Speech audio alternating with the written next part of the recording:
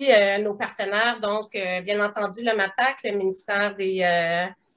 ministère de l'Agriculture du Québec, Équiterre et Aliments du Québec qui est présent avec nous. Donc, pour faire à l'intérieur de cette présentation, donc on va aller plus loin pour accroître l'approvisionnement local en contexte de COVID-19 et donc tout savoir sur les mesures d'hygiène et de salubrité.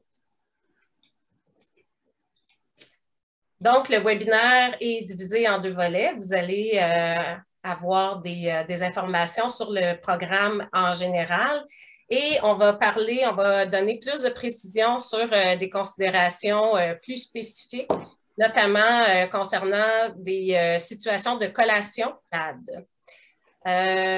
aussi, on va donner plus de détails sur l'appel de projet. On va répondre à vos questions, notamment des questions sur le financement et le type de projet soutenu.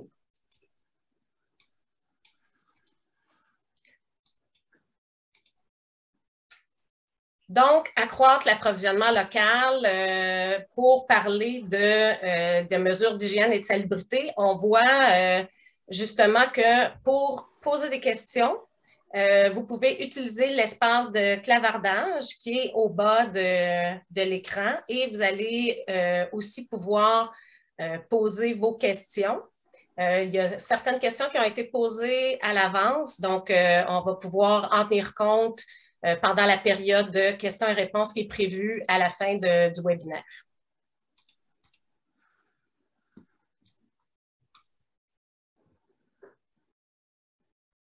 Donc, Muriel Vrins, qui est gestionnaire de programme en alimentation durable d'Équiterre, va vous présenter plus d'informations justement sur comment développer des projets en contexte scolaire et faciliter les mesures de salubrité. Et par la suite, vous allez avoir Marc Deshôtels du MAPAC qui va venir vous donner plus d'informations sur les mesures d'hygiène.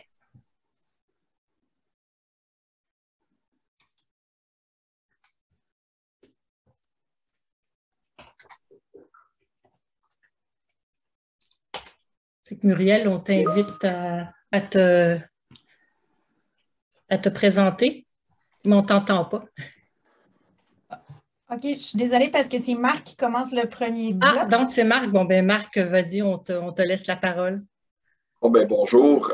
Juste pour clarifier aussi, c'est marqué Ville de Montréal et MAPAC. C'est que la Ville de Montréal fait l'inspection alimentaire pour le MAPAC sur l'île de Montréal. C'est pour ça que j'ai deux chapeaux. J'ai MAPAC et Ville de Montréal. C'est pas juste pour pas qu'il y ait de confusion comme telle. Et puis, alors, pour nous autres, les considérations générales, c'est juste, ça va être un petit récapitulatif là, des règles d'hygiène de base là, par rapport à votre projet pour que vous soyez au courant là, un petit peu là, de qu'est-ce qui va se passer lors d'inspection, puis un peu aussi sur quoi vous allez être évalué lorsque, pour les nouvelles demandes aussi, là, c'est quoi que je vais regarder aussi, là, parce que je fais partie du comité qui fait l'évaluation. Donc, sur quoi que je base mes évaluations aussi là, sur les projets. Pour la prochaine diapositive, on va parler un petit peu de COVID. OK. Alors, le COVID comme tel, ça l'infecte les humains. OK. Le point le plus important, c'est qu'il n'y a pas de transmission par les aliments. OK. C'est des particules qui se promènent dans l'air. C'est un virus. Donc, ça a besoin de quelque chose pour vivre.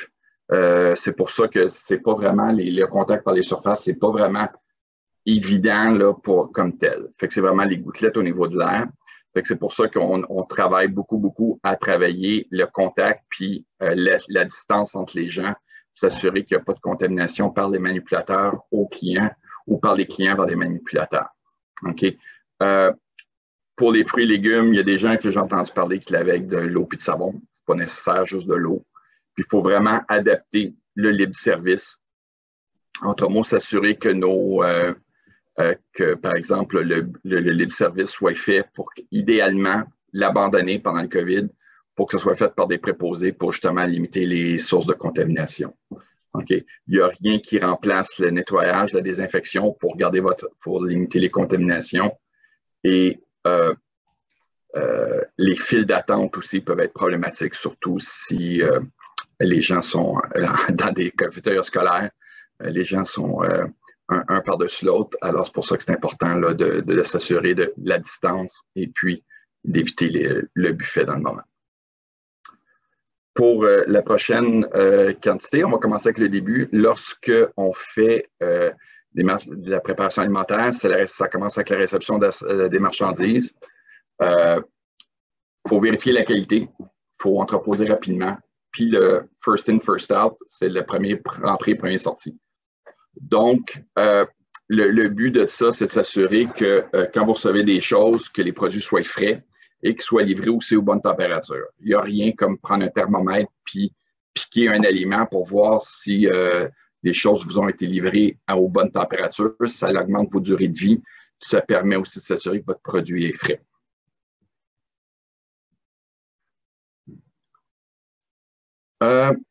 L'idéalement, c'est d'avoir des équipes internes stables, okay, pour le COVID.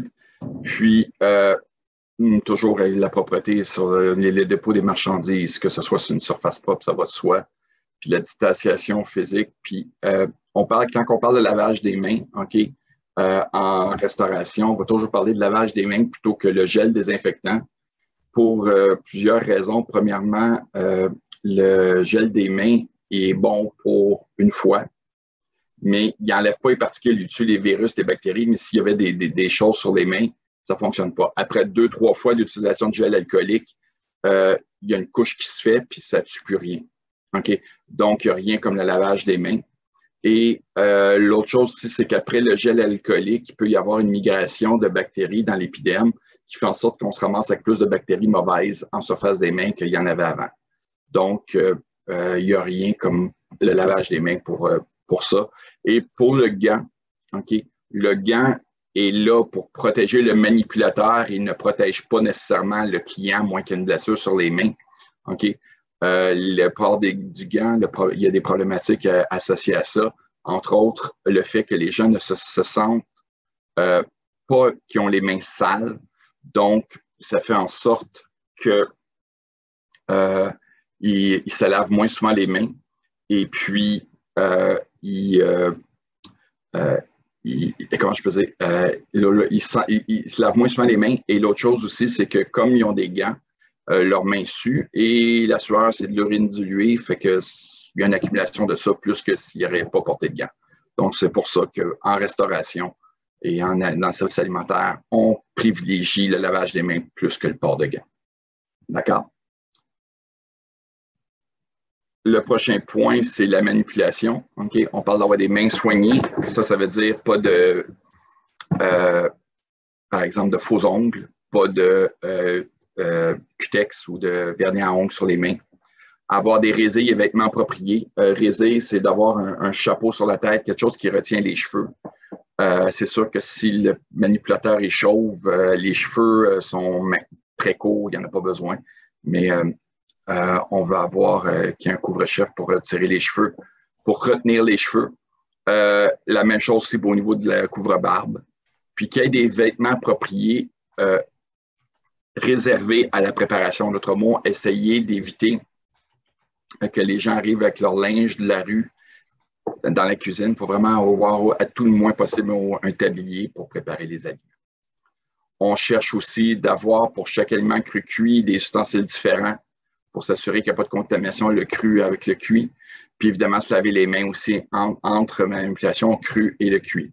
Je peux vous dire qu'au niveau contamination croisée, c'est là le nerf de la guerre. C'est souvent là que, par exemple, là, pour ceux qui ont entendu parler du E. coli H157, qui peut tuer des gens, ben, c'est naturellement présent dans la viande crue. La même chose avec la salmonelle, campylobactère, des choses comme ça. Fait que c'est des choses qui sont naturellement présentes, qui sont tuées par la cuisson. Fait que si tu prépares, si tu as du bœuf cru ou du poulet cru, après ça, tu ne te laves pas les mains puis tu manipules la salade, ben, tu amènes la salmonelle du poulet dans ta salade. Fait que c'est pas très plaisant. Évidemment, une fois, à travers tout ça, bien, vos ustensiles, vos surfaces, il faut qu'ils soient assainis une fois que le nettoyage est fait. Et le lavage enlève 80% des bactéries, mais il reste toujours un 20%. Donc, l'assainisseur est vraiment important pour terminer la job. Et c'est ça qui est très, très, très important à faire à la fin, c'est d'avoir un assainisseur. Il y en a des disponibles pour fournisseurs de produits chimiques qui ont des assainisseurs. Demandez un assainisseur pour surface alimentaire. Okay? Parce que présentement, il y a beaucoup de choses qui sont là pour le COVID, mais il faut vraiment que ce soit pour usage alimentaire. C'est très important que ce soit un produit approprié pour ça. On parle maintenant des méthodes de lavage des mains, ce qu'on parlait tantôt. Le lavage des mains, c'est vraiment l'équivalent de la chanson. Tout le monde connaît la chanson Bonne Fête. C'est cette chanson-là, c'est la durée d'un lavage de mains. Si tu chantes cette chanson-là, tu viens de te laver les mains correctement. Les choses importantes à ne pas oublier, c'est entre les doigts, le bout des doigts, et on va jusqu'au poignet pour laver les mains comme tel. Le savon peut être liquide, peut être en poudre, mais il ne peut pas être une barre de savon. Okay? Parce que la barre de savon, vous ramassez les bactéries du dernier utilisateur. On demande également une serviette en papier ou un séchoir à air. Les serviettes en papier sont privilégiées par rapport au séchoir à air, puis de fermer le robinet avec votre serviette en papier. De cette façon-là, vous ne vous recontaminez pas les mains. Une bonne idée aussi, c'est d'avoir une poubelle directement à côté de l'évier. Ça permet de deux choses. Ça permet de jeter le papier après. Ça permet aussi de contrôler pour s'assurer que les gens se sont lavés les mains aussi dans le courant de la journée. S'il y a des papiers bruns dans la poubelle, une fois dans une accumulation, bien, vous savez au moins que vos gens se sont lavés les mains pendant la journée.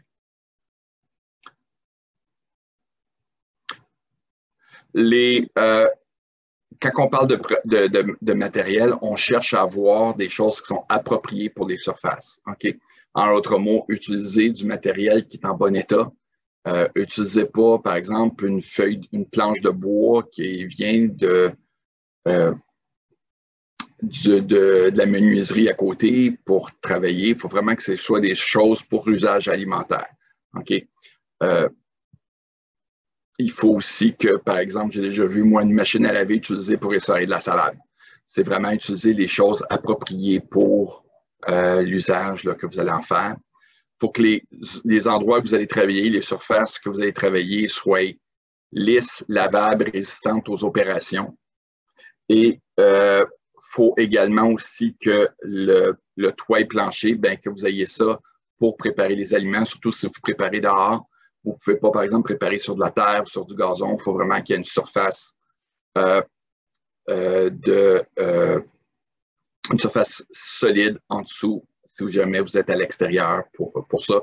Puis il faut que vous ayez un toit parce que si vous avez des oiseaux qui passent, ben, il ne faut pas que ça se ramasse. Eux autres, des fois, ils laissent des souvenirs en passant. Fait qu'il ne faut pas que ça se ramasse dans vos habits.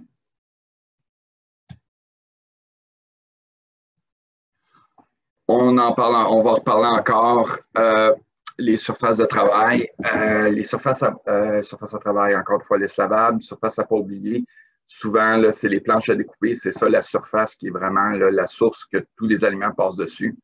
Fait que s'assurer que vous avez assez de planches à découper pour faire le travail que vous avez besoin, le cru cuit, puis que vous êtes capable de les laver aussi correctement. Vous verrez aussi sur les planches à découper, quand vous voyez des dépôts noirs, c'est parce que qu'est-ce qui arrive, c'est que votre planche à découper a une surface qui est inégale. Fait qu'en dessous, c'est des levures moisissures, des bactéries qui sont mortes. Fait que quand vous voyez qu'il y a des taches noires, des taches vertes, des choses comme ça, ça veut dire que votre planche à découper, il y a eu des rainures dedans et il y a eu des bactéries qui ont poussé là, puis on espère qu'elles sont mortes.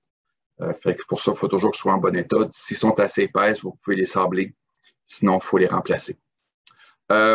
Il y a des listes de produits qui existent pour les surfaces dures, pour leur entretien. Il y a une liste de produits approuvés qui existe au niveau de l'Agence canadienne d'inspection des aliments.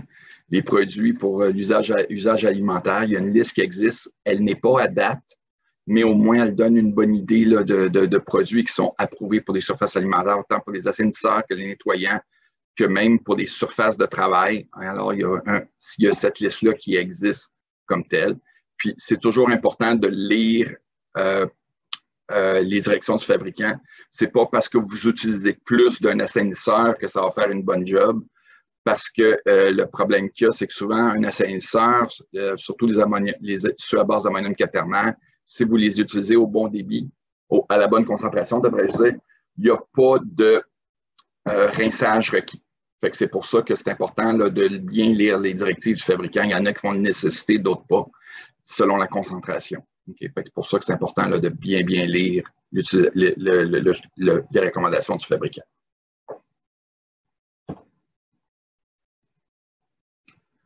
Pour le lave-vaisselle, le nettoyage, okay, il n'y a rien qui remplace un lave-vaisselle. Okay?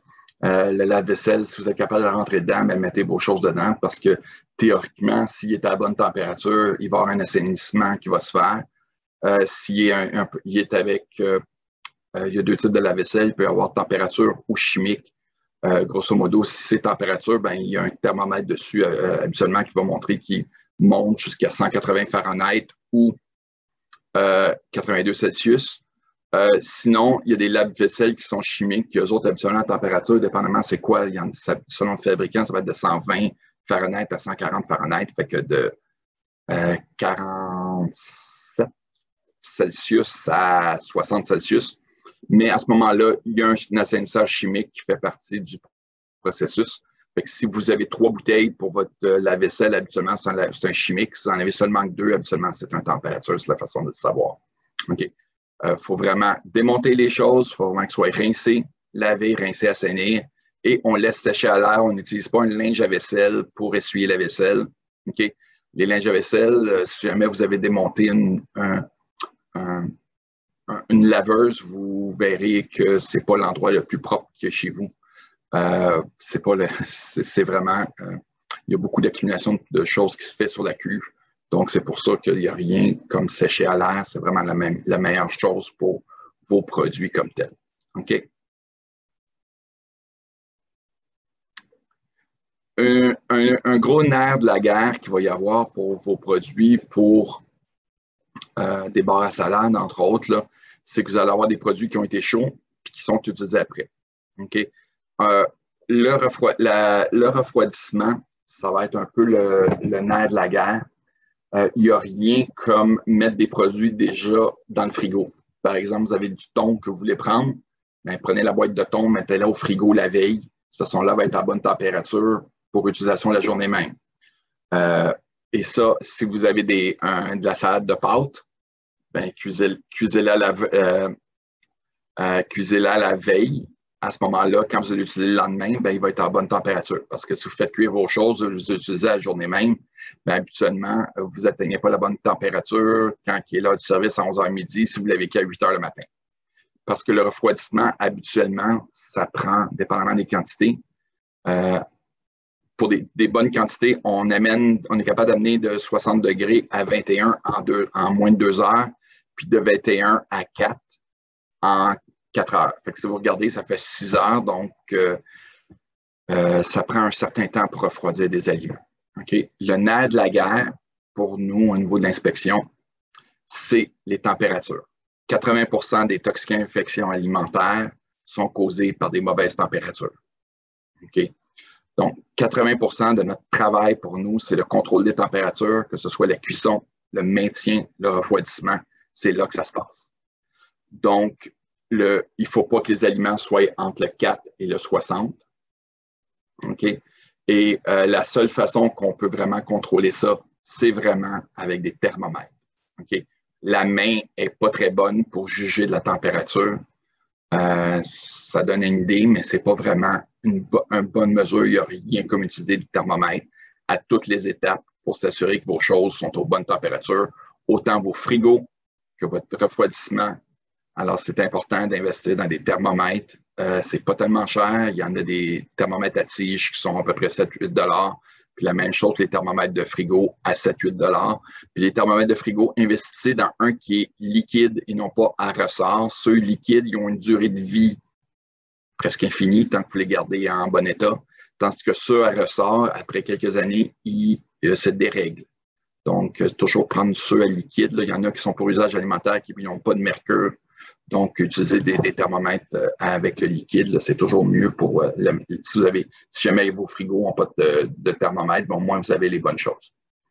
Pour le refroidissement, on demande d'utiliser des petites portions, OK? Grosso modo, c'est d'utiliser, par exemple, des contenants de cafétéria en métal de maximum 2 pouces de haut, 5 cm. OK? C'est le plus grande surface que vous avez, le plus rapidement le refroidissement va se faire. Et le métal est un meilleur conducteur pour le transfert de température que le plastique. Le plastique a un effet isolant.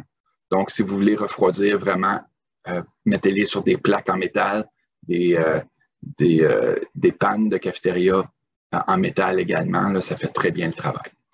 Refroidir en grosse chaudière, ça ne marche pas.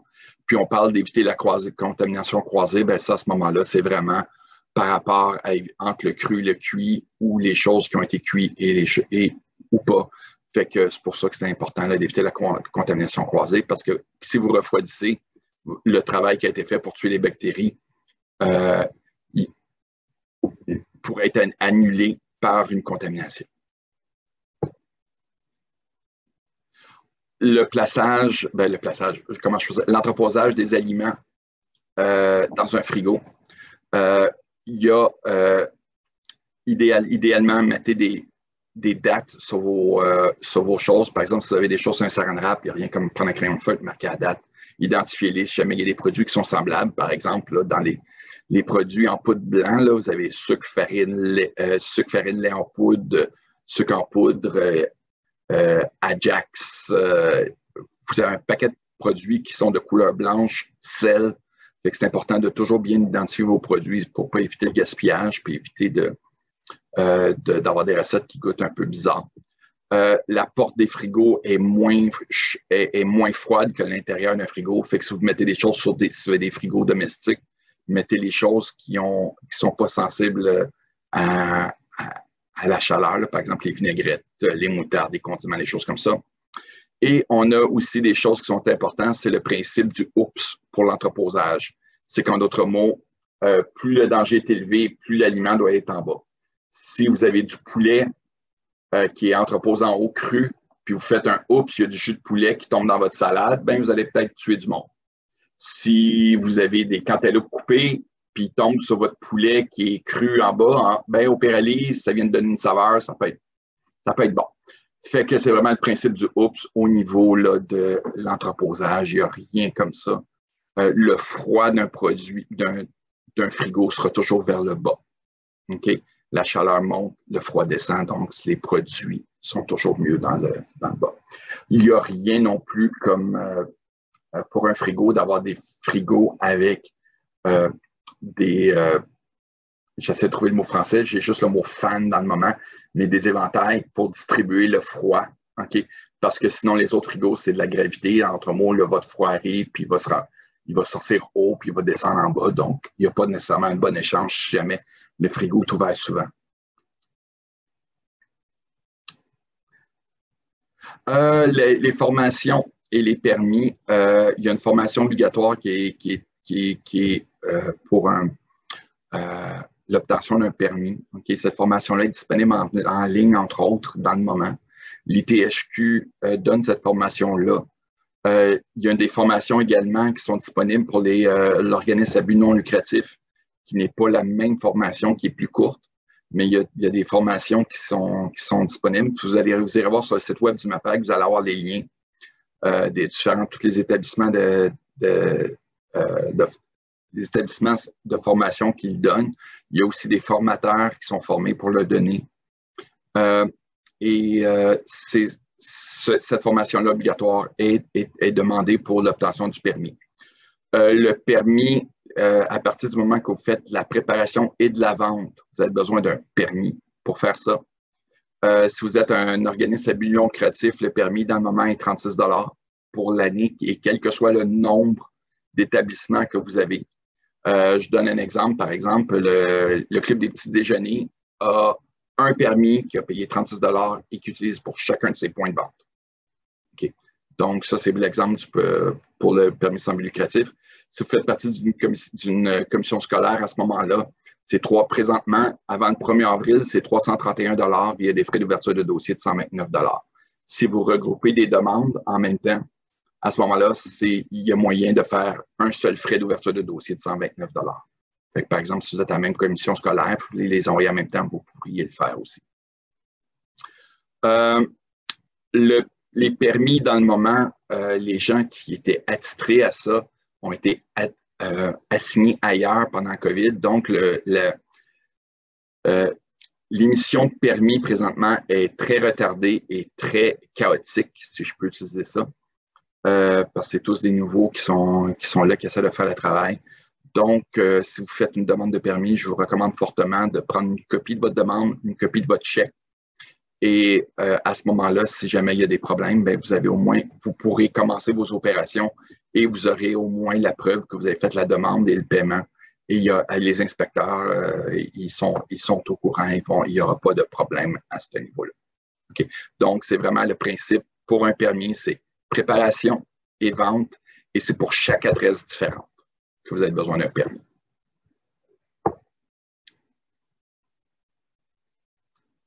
Des ressources comme telles pour aller plus loin, la CNESST a des ressources au niveau du réseau scolaire, ça c'est surtout au niveau COVID. L'INSPQ également, le nettoyage, désinfection des surfaces, c'est les techniques de nettoyage qu'il y a là. Le MAPAC également aussi, il y a un document à ce niveau-là.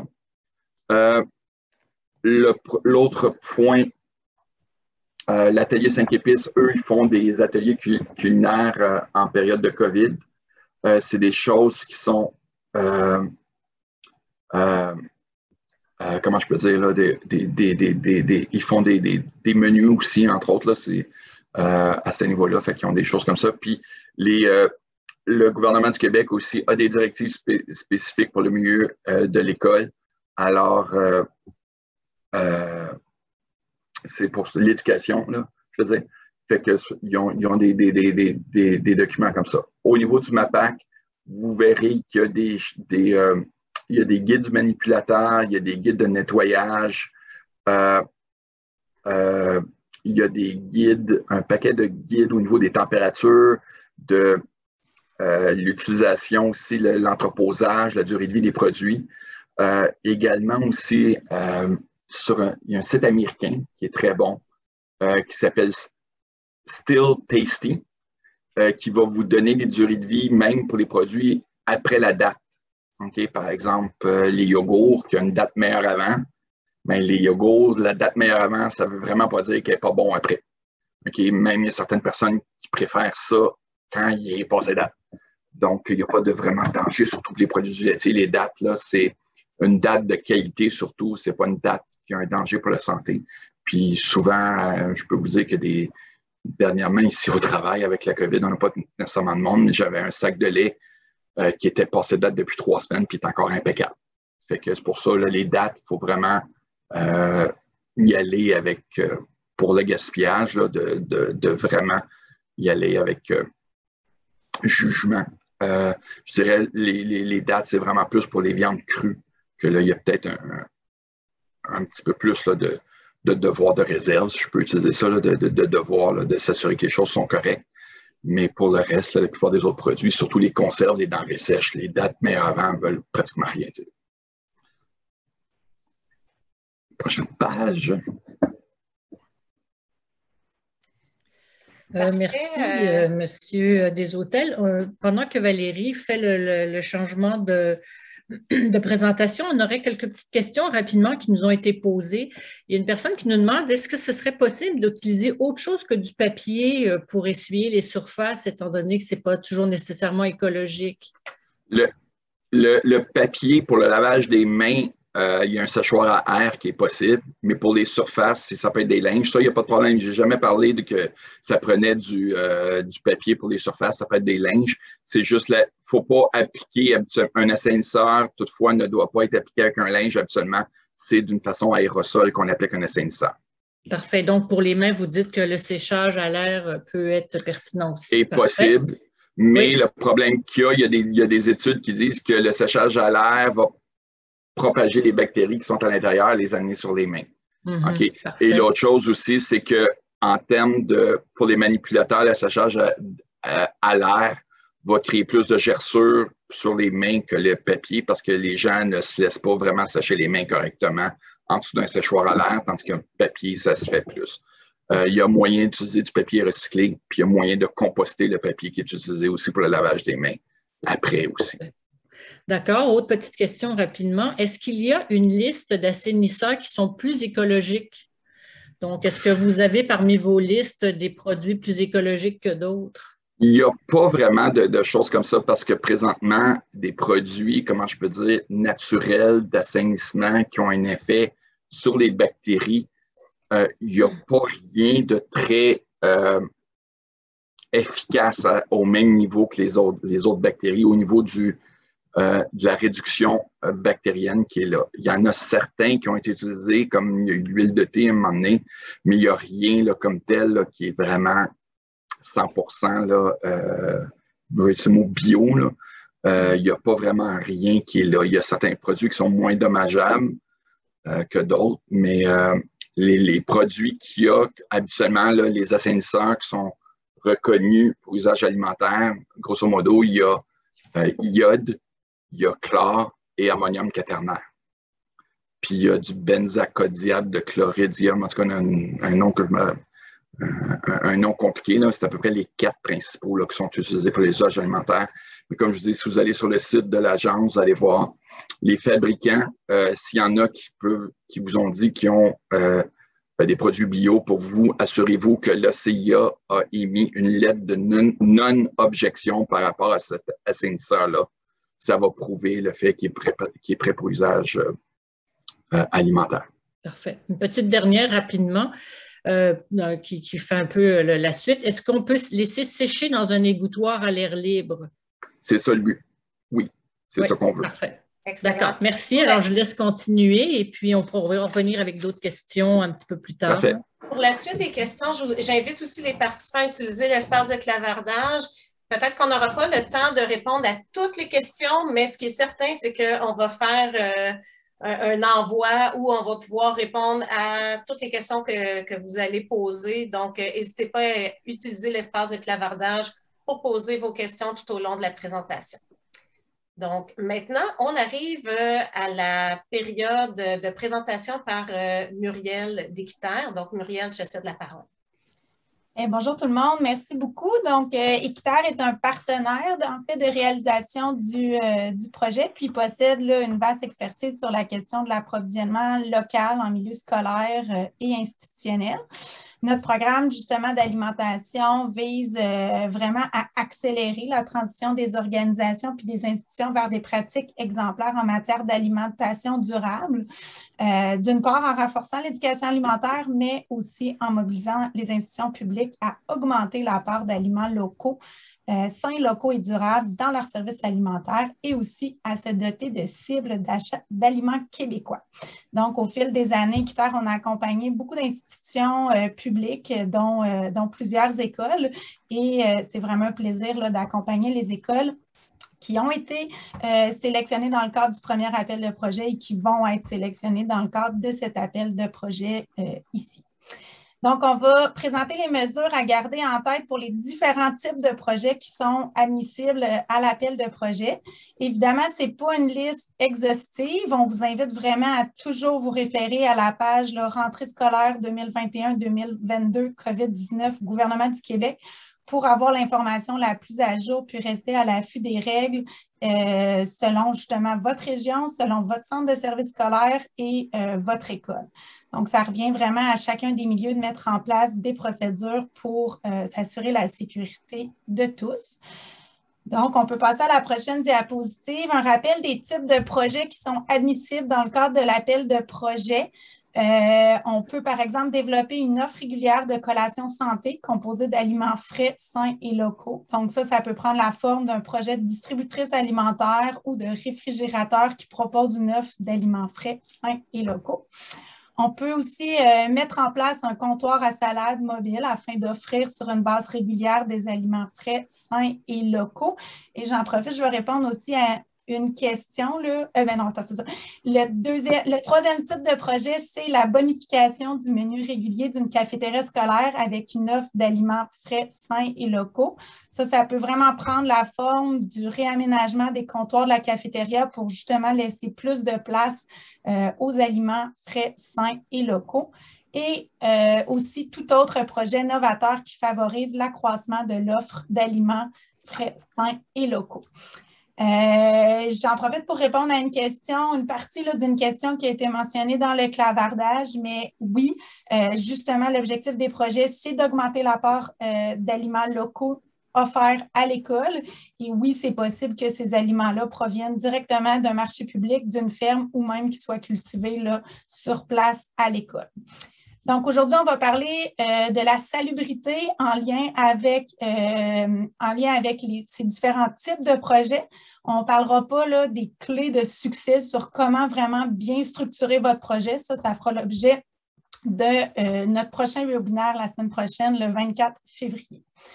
Donc, on peut passer à la prochaine diapositive. Si on prend un des premiers types de projets admissibles, donc on peut avancer la diapositive. Pardon. Si on prend un des premiers types de projets admissibles, c'est dans le cas où une école opte pour les collations santé ou une distributrice alimentaire. Il y a plusieurs considérations à prendre en compte qui peuvent être utiles pour d'autres types de projets également. Donc, souvent, ce type de projet-là est mis en place dans les écoles qui n'ont pas de cafétéria ou de services traiteurs. Ce sont, par exemple, des intervenants, soit du service de garde scolaire ou des membres du personnel qui peuvent gérer là, la réception des aliments. Donc, pour la réception des aliments, il faut appliquer les éléments qui ont été présentés par Marc pour la réception des marchandises, c'est-à-dire privilégier la salubrité, la stabilité des équipes qui sont en contact avec le personnel venant de l'extérieur de l'école, donc par exemple les livreurs. Idéalement, il faut organiser les tâches de sorte que les livreurs et fournisseurs puissent déposer les marchandises à l'entrée de l'établissement pour éviter là, les allées et venues des travailleurs extérieurs à l'école dans les locaux du bâtiment. Ensuite, déposer les marchandises sur une surface propre en respectant la distanciation minimale de 2 mètres entre les individus, isoler l'aire de réception des marchandises des autres secteurs de l'établissement et, évidemment, effectuer le lavage des mains avant et surtout après avoir manipulé les marchandises. C'est vraiment une consigne recommandée. Puis pour l'entreposage, assurez-vous vraiment là, de garder la chaîne de froid très essentielle, là, comme Marc nous l'a également présenté. Donc, on peut passer à la prochaine diapositive. Parmi les changements importants observés en milieu scolaire depuis la rentrée 2021, évidemment, là, le concept de bulle classe est plus en vigueur, puis les activités parascolaires ont également là, pu reprendre, même tout récemment. Donc, il y a le retour de la cuisine en équipe. C'est maintenant possible là, de réaliser la réalisation de recettes collectives, donc en groupe. Puis ça, pour tous les niveaux scolaires, là, que l'atelier soit réalisé en classe, au service de garde, incluant les écoles où des mesures d'appoint sont en vigueur. Mais évidemment, c'est important là, de vérifier parce que la situation peut changer rapidement puis à tout moment. Par exemple, après avoir soigneusement laver leurs mains, un groupe de 6 élèves peuvent, par exemple, cuisiner une recette de façon collective, comme par exemple une salade de fruits. Mais on peut aussi continuer la méthode individuelle, c'est-à-dire qu'au vu des mesures sanitaires qui peuvent rapidement évoluer, il est certain que les recettes individuelles restent parfois une solution à privilégier. Quelques conseils pour cela, dans le fond, c'est de prévoir premièrement une zone individuelle de travail pour chaque enfant. L'utilisation d'une nappe ou d'un apron plastifié et désinfecté permet de délimiter vraiment l'espace sécuritaire et hygiénique pour chaque participant. Chaque enfant doit utiliser son propre matériel culinaire, donc pas d'échange ou de partage, à moins vraiment de s'assurer de désinfecter l'item entre les utilisateurs. Ensuite, nettoyer toutes les surfaces de travail où seront déposés les ingrédients et le matériel avec un désinfectant. Prévoir une aire commune où seront déposés les ingrédients à partager qui doivent être mesurés par les élèves, donc autres que les aliments qui seront déjà sur la planche de l'enfant à son arrivée. Préparer d'avance les aliments nécessaires, comme des fois on peut laver, parer, précouper certains ingrédients. et assurer l'accès à une station de lavage des mains en tout temps durant l'atelier. Il est important aussi de toujours garder le gel désinfectant, bien évidemment hors de la portée des jeunes enfants. Les mesures d'hygiène de base reliées à la manipulation des aliments restent de mise, donc vraiment le nettoyage de toutes les surfaces de travail, le lavage de la vaisselle, des ustensiles de cuisine et des linges utilisés, donc les guenilles, les linges à vaisselle, les nappes. Puis n'oubliez pas aussi de laver les tabliers puis toutes les surfaces fréquemment touchées, comme par exemple les bureaux. Puis le tablier doit être utilisé par la même élève tant et aussi longtemps qu'il n'a pas été lavé. On peut aller à la suivante. Une petite mention importante, l'aide alimentaire est permise en tout temps. Il faut vraiment bien laver les aliments avant la distribution de la collation aux élèves, puis limiter la manipulation. Il est aussi possible de constituer des paniers ou des assiettes faites à partir d'aliments frais et préalablement lavés. Donc, c'est possible d'opter pour un fruit ayant vraiment la grosseur idéale pour une portion, puis qu'il soit bien lavé et manipulé par une personne ayant appliqué adéquatement l'hygiène des mains. C'est important aussi de mentionner que si la situation demande la fermeture d'une classe par mesure préventive, bien, peu importe la durée de cette fermeture-là, l'aide alimentaire, si c'est possible, doit continuer d'être offerte aux élèves qui en reçoivent et à ceux qui en manifesteront le besoin. Puis ces actions se feront toujours en conformité avec les éléments prévus au protocole élaboré par les organisations scolaires. Donc, on peut aller à la prochaine. Si on opte pour la bonification des menus de cafétéria, voici quelques spécifications à prendre en compte. C'est important de noter que l'organisation habituelle des cafétérias et des salles à manger est maintenant permise, mais évidemment, la vigilance reste de mise. Donc, d'abord, pour l'affichage, on peut favoriser l'usage de menus non manipulables, c'est-à-dire mettre le menu sur des ardoises, sur des panneaux extérieurs, mettre le menu en ligne, par exemple. Si vous souhaitez préparer le menu avec les élèves, bien évidemment, toujours avoir le couvre-visage. Le port du gant n'est pas nécessairement recommandé. Vraiment, rien ne vaut un lavage de mains régulier. Donc, de vraiment insister de se laver les mains régulièrement. C'est même ce qui est recommandé sans port de gants. Pour faciliter l'encadrement des élèves, voyez aussi parfois si c'est possible de travailler avec une demi-classe. Parfois, ça peut être aidant. Puis, il est préférable aussi d'assigner les élèves à une même station. Si les élèves changent de poste de travail, bien, à ce moment-là, il faut juste assainir la surface ou l'équipement qui est utilisé et évidemment nettoyer, désinfecter les surfaces et les équipements après chaque atelier. Donc, pendant le service, assurez-vous que les élèves puissent se laver les mains, donc qu'il y ait une station de lavage à portée et que la chaîne de froid est respectée et ce, même pour les fruits et légumes coupés. Ensuite, après le service, le refroidissement doit se faire le plus rapidement possible, comme Marc nous l'a mentionné, pour atteindre entre 0 et 4 degrés. Pour accélérer le refroidissement, dans le fond, on peut séparer les portions ou encore utiliser une cuillère de refroidissement. Donc, par exemple, si vous offrez un potage à la courge, assurez-vous de le servir chaud dans un réchaud puis de le refroidir rapidement pour l'acérer une fois le service terminé. Et évidemment, toujours nettoyer, désinfecter les surfaces et les équipements après chaque service. Ensuite, si vous souhaitez aller de l'avant avec un projet de comptoir à salade, voici quelques conseils, particulièrement pour le service. Bien, premièrement, c'est important de savoir que le libre service par les élèves, en fait, par tous les clients, des fois, il y a les élèves et des membres du personnel. Ce n'est pas recommandé dans le contexte actuel, dans le but vraiment de limiter l'utilisation des ustensiles et des pinces à usage multiple dédiés à la manipulation des produits. Il est vraiment recommandé que le service soit assuré par un préposé, puis ce préposé-là doit être muni d'un masque et d'une protection oculaire. Lors du service en file d'attente, c'est idéal, dans le fond, d'avoir un marquage au sol qui peut aider les élèves à garder une certaine distance avec le comptoir. Par exemple, vous pouvez utiliser des flèches collées sur le sol ou sur les murs, des panneaux qui indiquent les tables et les chaises à utiliser afin justement d'encourager un flux de circulation à sens unique et de faciliter une certaine distanciation physique. Lors du service aux tables, au buffet ou au comptoir à salade, Si les tâches nécessitent absolument d'être à moins de 2 mètres d'une autre personne, sans barrière physique, le personnel de service visé doit porter un masque de procédure et une protection oculaire, donc les lunettes de protection ou la visière qui recouvre le visage jusqu'au menton. Et il doit également là, se laver les mains avec de l'eau et du savon.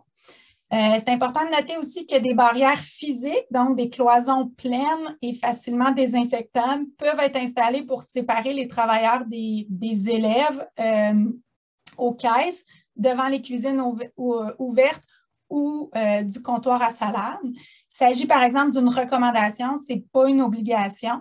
Assurément, les barrières physiques là, peuvent amoindrir l'exposition du personnel et des clients. Donc, on voit un exemple à la prochaine diapositive d'une photo là, justement d'un comptoir à salade avec justement une certaine barrière là, entre le service, entre ceux qui font le service et ceux qui viennent s'y servir. Donc, pour les mesures générales, pour les comptoirs à salade, vraiment, ça, par exemple, c'est une obligation. Le comptoir à salade doit être muni d'un paralène et il doit aussi être maintenu en tout temps à une température maximale de 4 degrés. Il est recommandé aussi que la manipulation des ustensiles soit faite par le préposé seulement. Donc, en résumé, on peut vraiment imaginer là, différents scénarios acceptables pour les comptoirs à salade.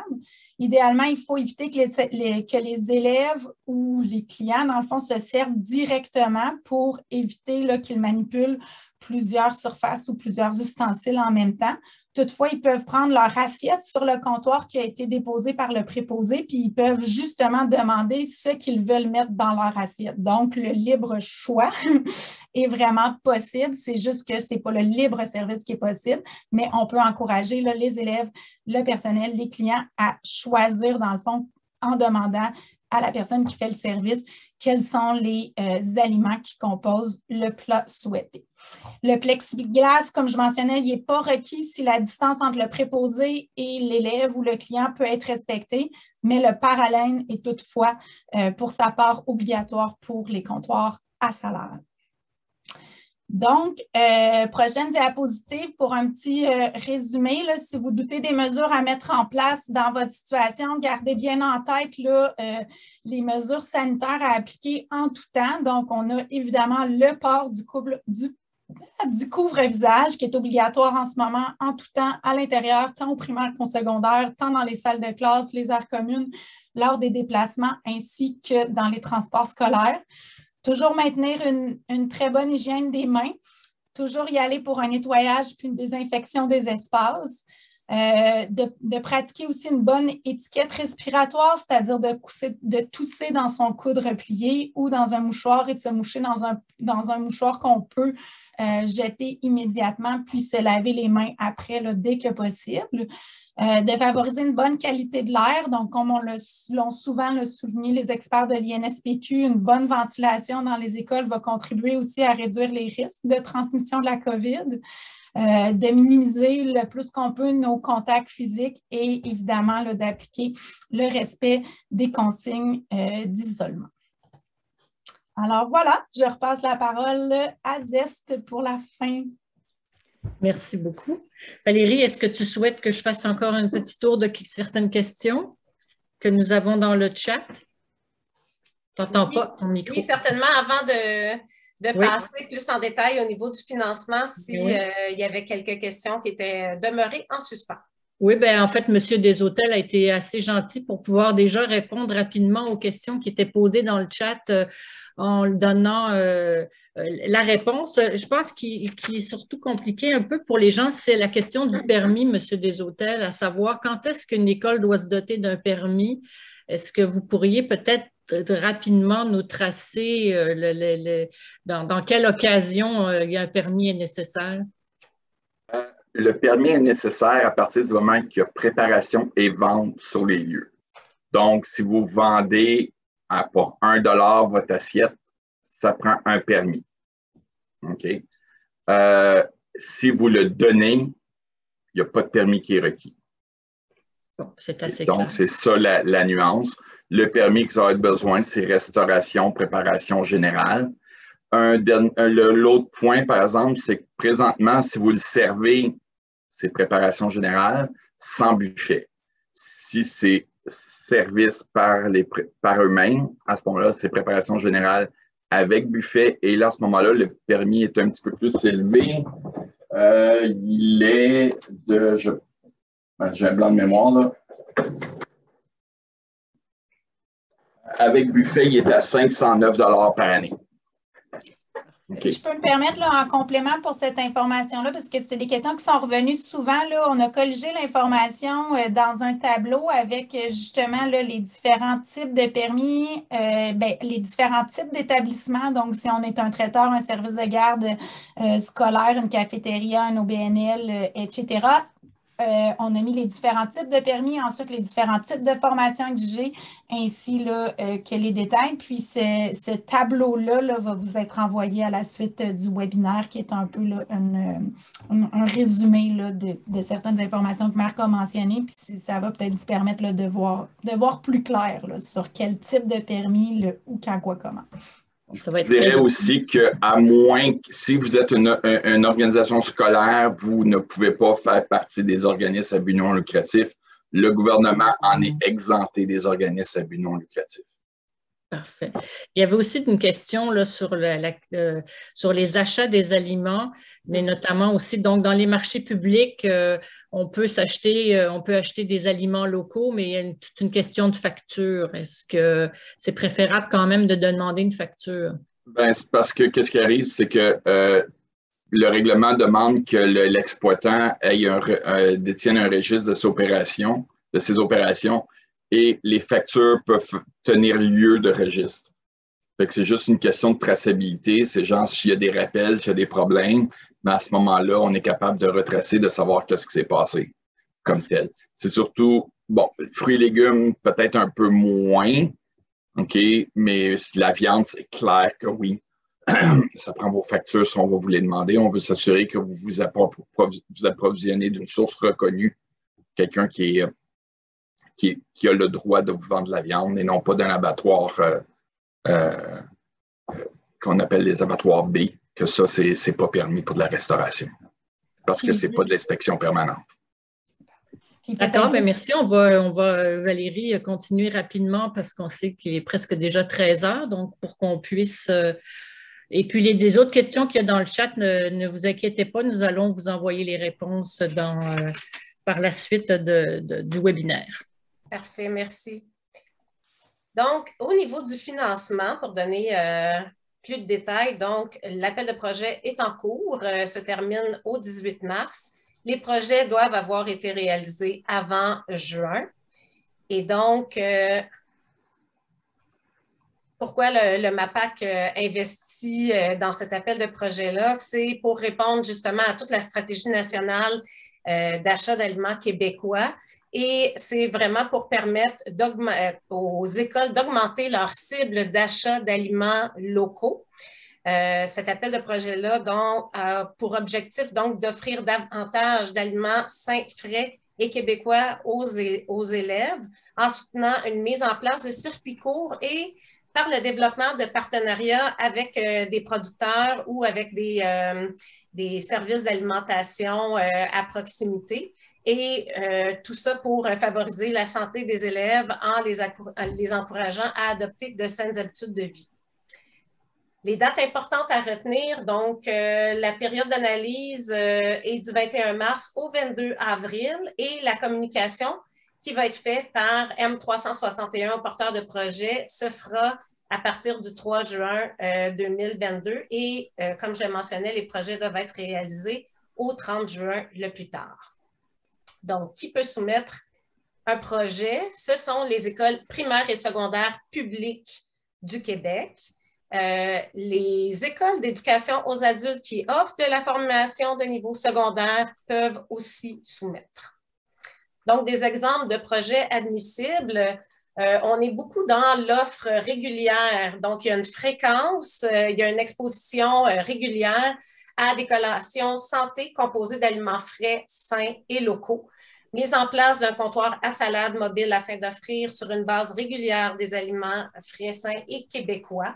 bonification d'un menu régulier d'une cafétéria scolaire avec des offres d'aliments frais, sains et québécois, projet de distributrice alimentaire ou de réfrigérateur qui propose une offre d'aliments frais, réaménager des comptoirs de cafétéria pour laisser plus de place aux aliments frais, sains et locaux.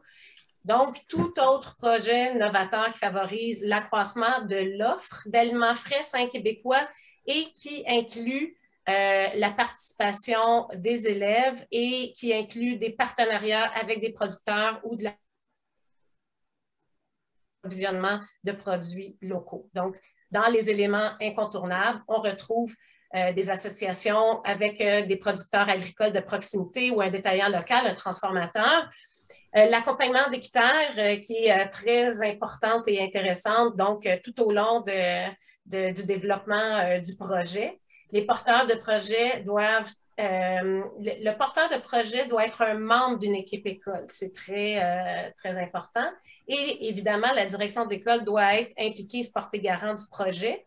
Les équipes multidisciplinaires composées d'expertise de la communauté. Il y a aussi une grille de quantification qui est fournie par Aliments du Québec pour permettre de vraiment cibler l'état actuel de son approvisionnement en produits locaux et de se doter d'une cible pour viser une augmentation. La formation hygiène et salubrité du MAPAC est obligatoire. Aujourd'hui, avec le webinaire, ça vous donne plus d'informations à cet effet. Et l'implication des élèves au projet est un incontournable. Au niveau du soutien au développement de projet, vous pouvez aussi compter sur un réseau d'ambassadeurs étoiles.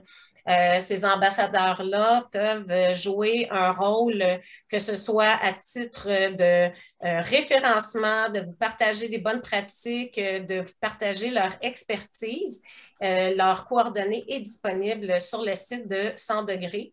Et un point qui est quand même non négligeable, c'est que 80% des projets qui sont acceptés dans le cadre des appels de projets précédents de 100 degrés ont bénéficié de l'aide d'un ambassadeur. Donc, on voit grandement la qualité des projets augmenter grâce à leur appui. Un autre élément aussi important à considérer, les ambassadeurs ne tiennent pas le crayon et ne font pas de révision de projet. C'est vraiment leur soutien, leur apport, c'est par exemple en répondant à des questions via courriel ou appel téléphonique, mais plus précisément par courriel et peuvent donc être en mesure justement de vous donner de bonnes références, de bonnes pratiques ou de vous référer vers des ressources qui peuvent être très intéressante pour le développement de votre projet. Et maintenant, à propos du financement, donc la page de l'appel de projet est en ligne. Vous pouvez donc actuellement avoir accès au formulaire. Le document de référence et des articles de soutien aussi s'y trouvent avec plusieurs exemples de types de projets qui peuvent être réalisés. Et vous avez aussi une foire aux questions qui vous permet de répondre aux différentes questions. Vous avez aussi des conseils qui sont donnés avec des histoires à succès d'écoles qui ont mis en place des actions pour augmenter leur apport en produits frais et locaux du Québec. Des trucs et astuces, des incontournables. Donc, bref, allez voir le site 100 degrés / financement pour avoir tous les détails. La contribution d'Équiterre et d'Aliments du Québec dans cet appel de projet, comme on l'a mentionné, peut-être Muriel, tu veux donner plus de précision à cet effet? Oui, en effet, comme mentionné, dans le fond, Équiterre puis Aliments du Québec sont des partenaires de réalisation là, dans l'appel de projet, puis ensuite là, dans tout le soutien à la mise en œuvre des projets des écoles sélectionnées. Donc, je vous ai présenté Équiterre tout à l'heure, mais vous dire qu'Aliments du Québec, c'est un organisme à but non lucratif qui vise là, vraiment à promouvoir l'industrie bioalimentaire, contribuer à son développement, à son essor, son rayonnement, notamment là, par la promotion là, de quelques 25 000 produits qui portent les marques Aliments du Québec, Aliments préparés au Québec, les différentes déclinaisons bio et aussi là, un programme de reconnaissance Aliments du Québec au menu qui est destiné tant aux restaurateurs qu'aux institutions. Alors, si on peut aller à la prochaine diapositive, dans le cadre de cet appel de projet, Équiterre est vraiment heureux d'accompagner toutes les écoles qui seront sélectionnées dans la mise en œuvre de leur projet. Cet accompagnement-là est composé de différentes stratégies.